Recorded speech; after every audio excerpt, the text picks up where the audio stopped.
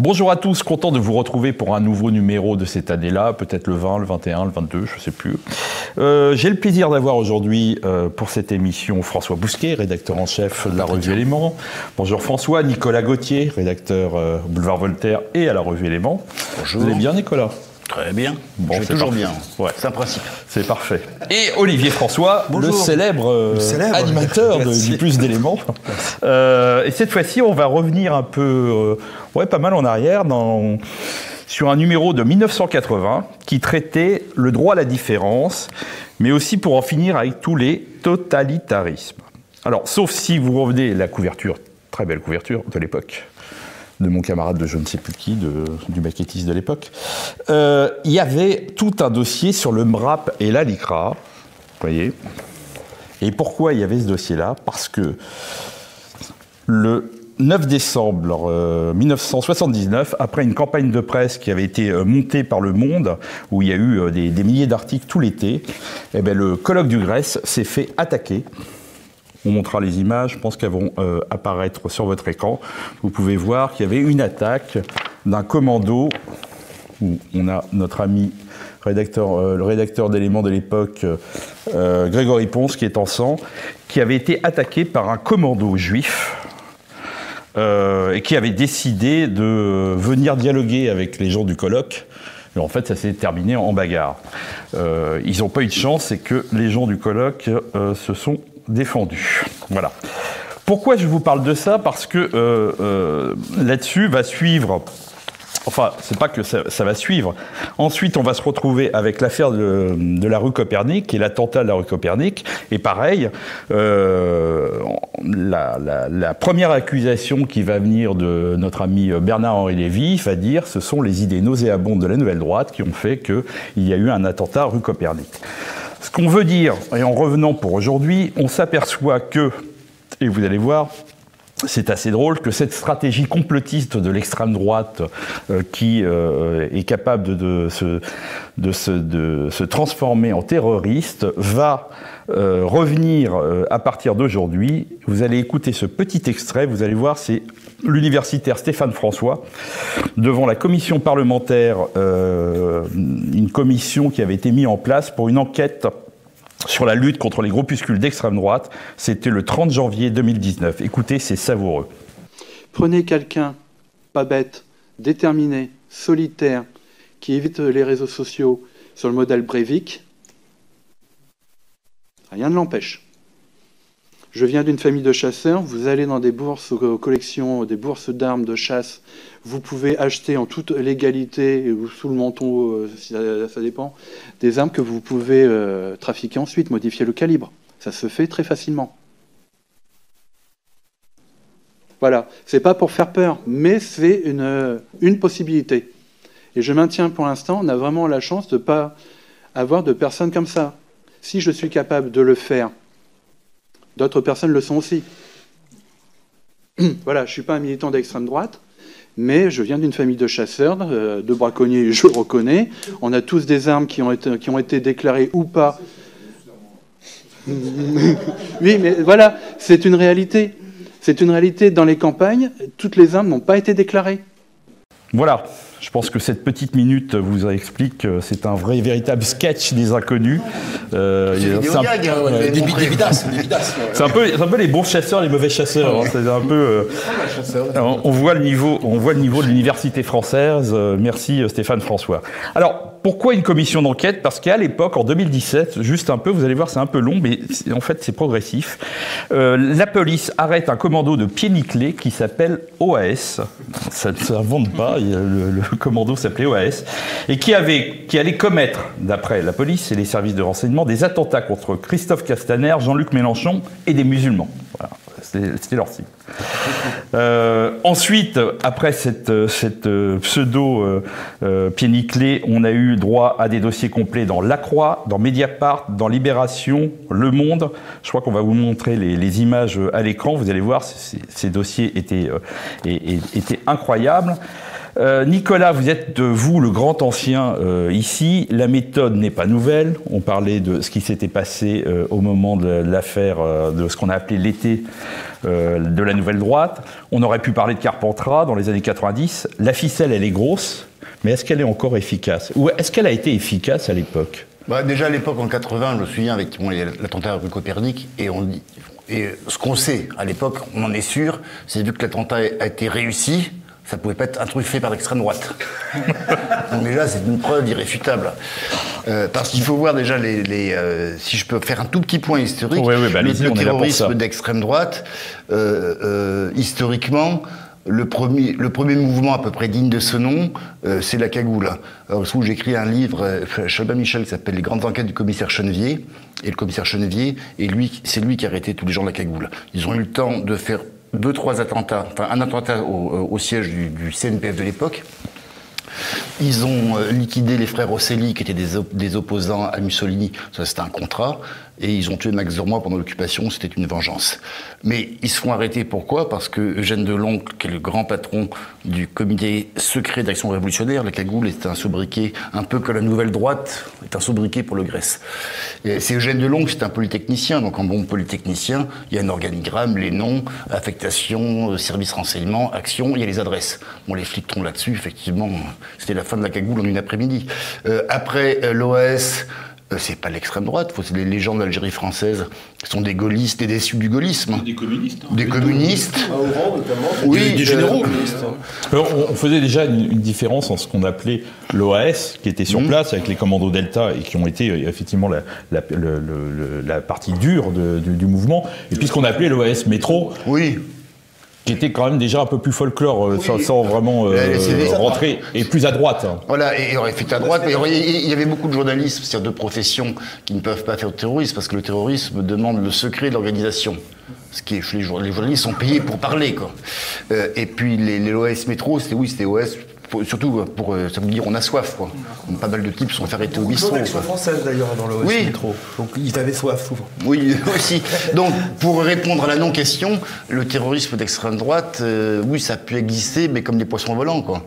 Et le dernier en date, je crois, c'était quelqu'un qui a voulu faire sauter un bistrot d'Arabes dans le sud de la France. Bon, bah, une mosquée. Il a esquinté la devanture. Il l'a fait le jour où il n'y avait personne. Enfin, oui, il y a eu une affaire, il y a eu 2 ou 3 blessés dans les Pyrénées, mais la plupart des affaires, c'est l'OAS de Logan. Il s'appelle Logan, le type de l'OAS. Il y a les Barjols aussi, et c'est tout le temps des pieds nickelés. Et l'image de Stéphane François que nous avons vue montre que Stéphane François est un chercheur très médiocre. Zozotan, il n'est pas crédible. Son affaire sur l'achat, c'est confus. J'ai lu un livre sur l'écologie. Et en gros, tous les bouquins consacrés à l'extrême droite, hors Jean-Yves Camus, qui est au-dessus du lot, quoi, sont rédigés par des chercheurs médiocres. Ils sont attachés au CNRS, mais c'est tout ça pour dire que c'est un non-sujet. Dans l'absolu, c'est un non-sujet. Même les policiers qui arrêtent les Logan et les Barjols disent qu'ils ne sont pas entraînés. Ils ne savent pas remilitariser une arme. Genre, ils veulent faire des attentats. Non, on est dans des clowns. On a même vous évoquiez la vidéo gag, mais c'est. Oui, mais... Vraiment, on a l'impression que c'est une caméra cachée organisée par les flics. Alors on va piéger des charlots. On le sent même dans la vidéo, on sent Nicolas Lebourg qui est à côté, lui qui est gêné parce qu'on raconte. Stéphane François, je l'ai exprimé il y a peu de temps dans une excellente revue que je vous recommande qui s'appelle Fantasque, où notre ami Michel Marmin a écrit. Et Stéphane François parle des réminiscences nazies en France, mais lui il est entre le Autoran et la mystique de la société de Tulé et les nazis qui ont dissimulé une base derrière la face cachée de la Lune, quoi. Alors, on fait des romans géniaux, on a eu de très bons films sur le sujet, mais c'est de l'heroic fantasy, c'est pas de la réalité. C'est pas l'université, il y a Hollywood. En réalité, on confond, comme on veut minorer le terrorisme islamique, on est obligé de majorer par compensation un pseudo-terrorisme dit d'extrême droite. Mais en fait, il n'est pas d'extrême droite. Quand on regarde les Barjols, les Barjols, c'est des survivalistes. La sociologie, c'est la sociologie de la France périphérique. Franchement, le marqueur politique de la France périphérique, c'est ni droite ni gauche. Ils sont populistes, ils sont protestataires, ils sont anti-système. Ils aiment Johnny Hallyday. Ils aiment Johnny Hallyday et ils s'appellent Logan. Pour autant, ils sont patriotes. Mais le schéma dans les Ardèches en particulier, c'est un schéma survivaliste, avec tout le folk folklore associé au survivalisme. Hein. Mais on est obligé, les RG, le ministère de l'Intérieur, Mediapart, Le Monde, sont obligés de monter en sauce un truc qui n'existe pas. Il n'y a pas de... En France, il y en a aux États-Unis, dans les franges les plus radicales des Proud Boys, d'accord. Hein. Là, pour le coup, il peut y avoir des scènes meurtrières avec des attentats. Je dis bien les franges les plus radicales, les plus borderline. Mais pas en France. Je veux dire, en France, c'est un sketch. Hein. Pour répondre à Céline François, vous imaginez Anders Breivik aller à une bourse des armes dans la baie de la Somme pour acheter quoi, des vieilles pétoires de la guerre de 70 hein. Alors si Audrey Camus, cher François, il y a peut-être l'exception qui confirme la règle, mais qui l'infirme en même temps, c'est Maxime Brunerie, quoi. Et ouais, mais c'est sketch. Il a été une carabine. Moi, je l'ai eu l'occasion d'interviewer après. C'était un garçon exalté, pas le mauvais bougre, et depuis qu'il est sorti de prison, effectivement, il voue à juste titre une immense reconnaissance à Jacques Chirac, qui a refusé de se porter partie civile au procès. Parce que même Chirac disait, bon, c'est pas sérieux. Il a voulu épater les gonzesses, il a fait ça avec un fusil quasiment air comprimé. Mais pas à l'arquebuse. Mais on arrive. Les gens du Bataclan.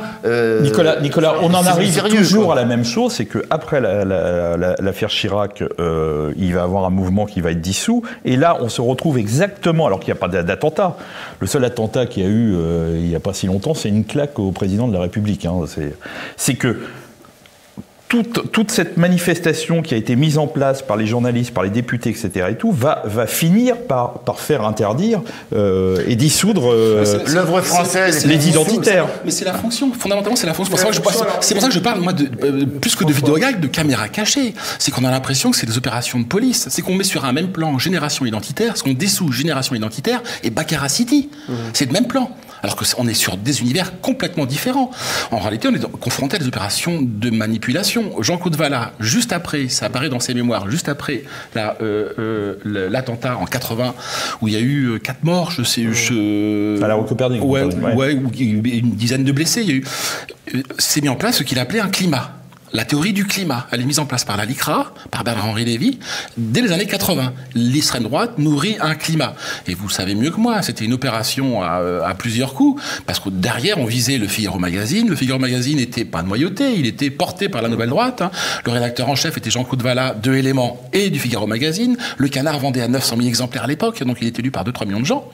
Les socialistes, hein, parce que c'est une opération des socialistes, là, pour le coup. Il a fallu démolir la Nouvelle Droite et l'arracher du Figaro Magazine. Pourquoi ? Parce qu'elle donnait une colonne vertébrale idéologique à une droite giscardienne, parce qu'elle l'était à l'époque.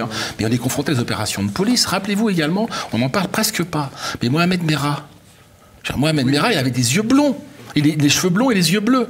Mélenchon nous a fait tout un sketch à l'époque de Mohamed Merah, avant qu'il soit démasqué, juste après ce qu'il met à mort des... On parlait du cuir aux yeux bleus. Aux cheveux blonds et aux yeux bleus. Parce que les militaires tués sont musulmans, parce qu'il y a une attaque contre une école juive, on parle de l'extrême droite. Hein. Mohamed Merah est un cabine, c'est tout.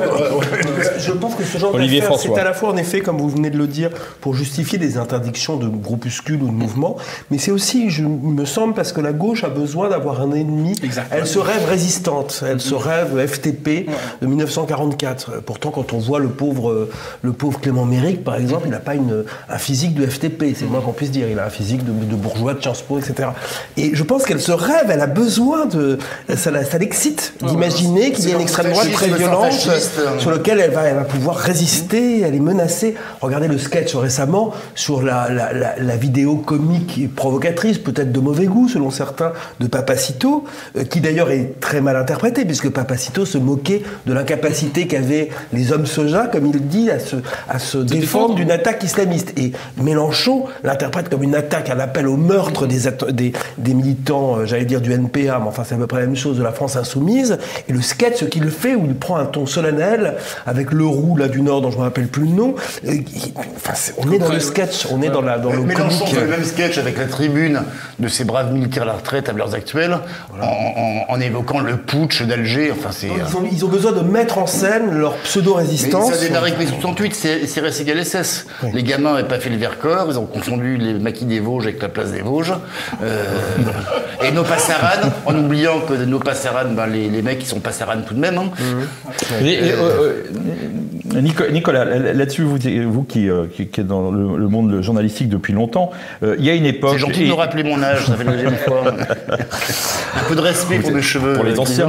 Que ça soit dans le monde universitaire, on l'a vu dans cette vidéo ridicule de Stéphane François, qui n'est pas un cas isolé.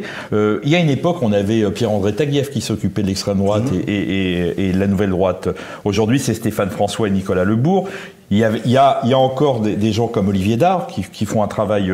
même Jean-Yves Camus. Jean-Yves Camus fait un travail sérieux. Mais Jean-Yves Camus n'est pas universitaire, il ne faut pas l'oublier. C'est plutôt bon signe. C'est plutôt bon signe. Il y a aussi les journalistes. Il y avait une époque, il y avait des journalistes qui savaient de quoi ils parlaient. Alors, on pouvait être en désaccord avec eux, mais ils connaissaient le milieu. Moi, je pense aujourd'hui aux Dupont et Dupont de la presse, qui sont Pierre Plotu et Maxime Massé de Libération. Je vous lis simplement, parce que c'était assez extraordinaire. Ça, c'est un exemple qui est amusant. C'est un article de Libération du 14 juillet de Pierre Plotu. Il parle du congrès du RN qui a eu lieu. Je le cite. « Dans les instances du Rassemblement national dédiabolisé, des radicaux à la pelle. Identitaires, phalangistes, pétinistes et autres philo-nazis. » Il manque plus que les reptiliens. Moi j'aimerais bien qu'on m'explique les phalangistes, d'où ils viennent. C'est quoi cette nouvelle race? C'était les phalangistes libanais ou les phalangistes espagnols? Peut-être qu'ils font un échange avec l'Espagne. Comment on peut se retrouver à écrire des choses aussi ridicules? À côté de ces turlupins... Libération, il y a 20 ans, était capable de faire des articles un peu plus sérieux. Et même quelqu'un comme Abel Mestre dans Le Monde faisait un travail à peu près sérieux. Là, vous allez avoir peu d'amis pour défendre Abel Mestre. Que nous saluons.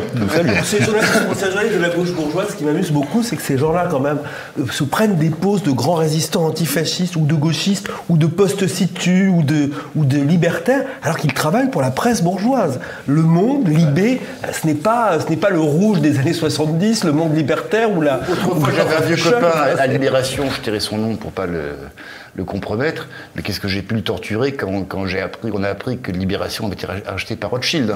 Un ancien parachutiste, si je me souviens, c'est ça? Oui, je vois, voilà. Qu'un mot corse. Mais après, il ne faut pas négliger une chose, c'est que tout ça, c'est vendeur. Il y a la littérature sur le réseau d'extrême droite, le 4e Reich en route, c'est quasiment devenu un genre littéraire en soi. Et effectivement, c'est très alléchant. Les vrais réseaux de l'extrême droite, l'Internationale Noire, en une de l'Express... L'Orchestre Noir. C'est vendeur, hein. Vous pensez sincèrement qu'aujourd'hui, c'est au moins ça le fut. Vous croyez, Jean-Émile?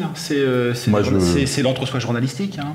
C'est la consanguinité journalistique. C'est nos élites qui coproduisent ça. Il y a eu un rapport du parquet de Paris fraîchement au mois de mai de cette année sur la collusion du djihadisme, du cyber-califat et de la cyber-extrême droite, du cyber-Reich, hein, complètement surréaliste. Donc c'est coproduit par le parquet, par l'exécutif et par les journalistes. Hein.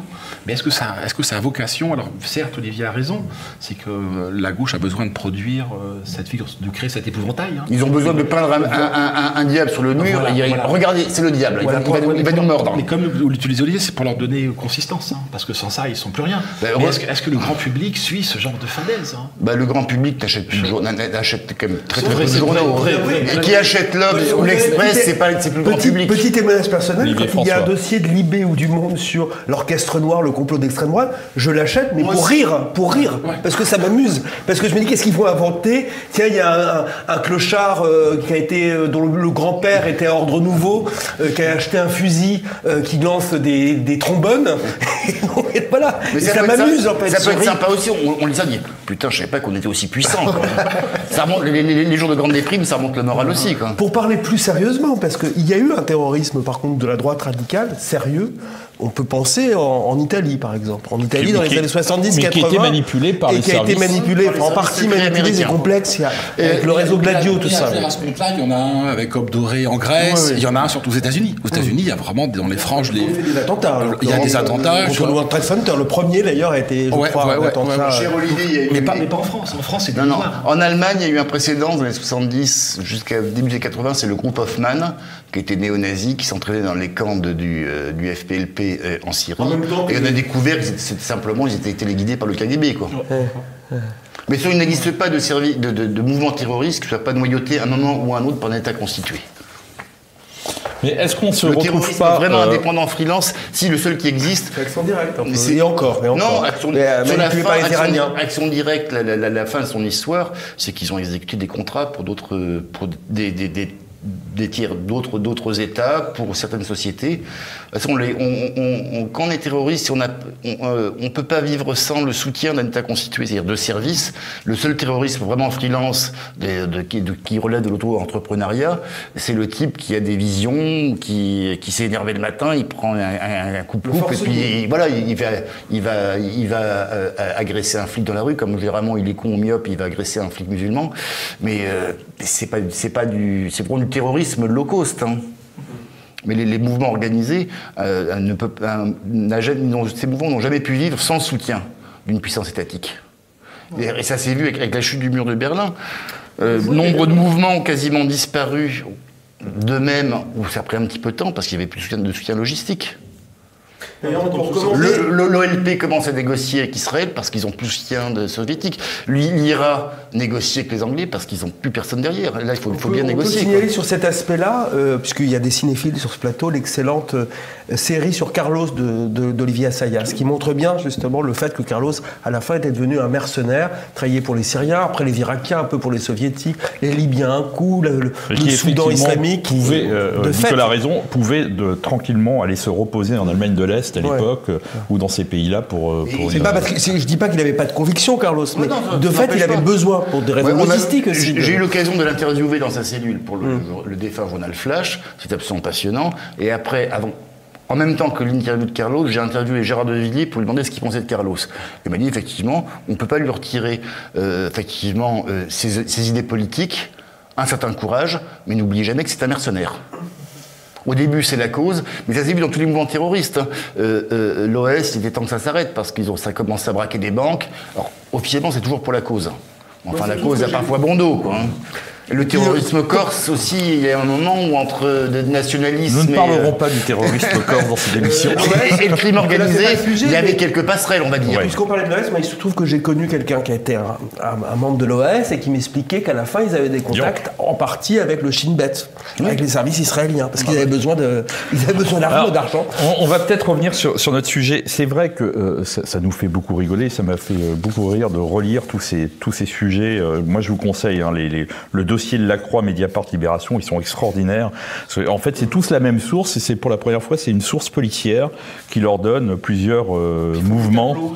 Des tableaux avec les réseaux.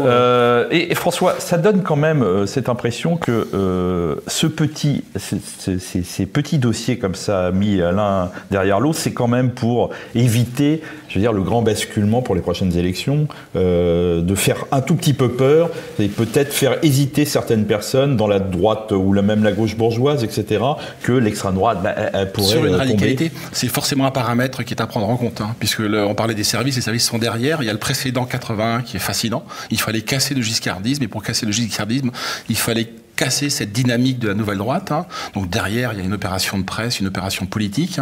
C'est très vraisemblable. C'est très vraisemblable. À Carpentras, ça a retardé l'arrivée de... Je cité rien sur une radio amie, opération de blême, mais ça n'empêchait pas le monde. Et je suis toujours heureux de le signaler. Après l'attaque du colloque du Grèce par ces brigades, je crois, du Bétard, il y a eu une pétition dans Le Monde, signée par Xavier Graal, journaliste du Monde, chroniqueur au Monde et à Témoignage chrétien, Gabriel Madnet, Philippe de Saint-Robert, Jean Edernalier et d'autres, qui signent pour défendre la liberté d'expression contre l'attaque du colloque du Grèce. Aujourd'hui, c'est inconcevable que dans Libé ou Le Monde, imaginons que demain, n'espérons pas que TV Liberté soit attaquée par un commando, il n'y aura jamais de pétition dans Libé ou dans Le Monde pour défendre la liberté de TV Liberté. Vous voyez, c'est pour vous montrer quand même que les choses les plus grosses passent, je regardais là, on le mettra en gros plan, le journal de la LICRA, Le droit de vivre, qui existe toujours. Le droit de se taire avec le titre, après l'attaque du colloque, a été « La vérité sur les incidents du 9 décembre 1979 provoqués par le Grèce ». Ah oui, c'est-à-dire qu'ils sont quand même capables de faire ce genre de titre, ça passe sans aucun problème. Quelques mois plus tard, la LICRA va être condamnée par Élément pour cet article, mais ça laisse toujours des traces. Et Et ces traces, je pense qu'aujourd'hui, par exemple, le fait que il y ait, même s'il y a eu quelques journalistes sur CNews qui ont hurlé, enfin qui ont contesté la dissolution de la génération identitaire, ça fait quand même retarder quand même une droite et des militants qui étaient organisés. Qu'on le veuille ou non, ça a un impact. Oui, puis on ne se relève pas de la dissolution. On a le précédent de renouveau. En termes d'image, désastreux. Ouais, en l'occurrence pour la candidate du Camp National l'an prochain, il est certain qu'une partie de l'électorat âgé, retraité, va regarder à deux fois, puisque si voter pour elle, c'est voter pour le terrorisme de l'extrême droite, hein, donc ça produira ses effets indiscutablement. Je pense que les gens ne pensent pas au terrorisme d'extrême droite quand ils pensent à Marine Le Pen, François. Il n'y a pas d'autre vocation pour ça. Il n'y a pas de nourrir cet épouvantail.